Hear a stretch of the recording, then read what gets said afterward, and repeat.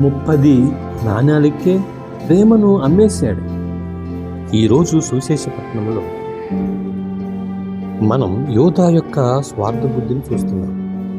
ఆయన యేసుతో పాటు నడిచాడు, ఉపదేశాలు విన్నాడు, అద్భుతాలు చూశాడు.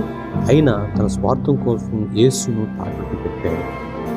మన జీవితాల్లో కూడా మనము కొన్నిసార్లు యోధాలాగానే ప్రవర్తిస్తూ ఉంటాం. స్నేహాన్ని, ప్రేమను, విశ్వాసాన్ని, దేవుని మాటలను ప్రపంచపు స్వార్థ ప్రయోజనాల కోసం తాకట్టు పెడతాము.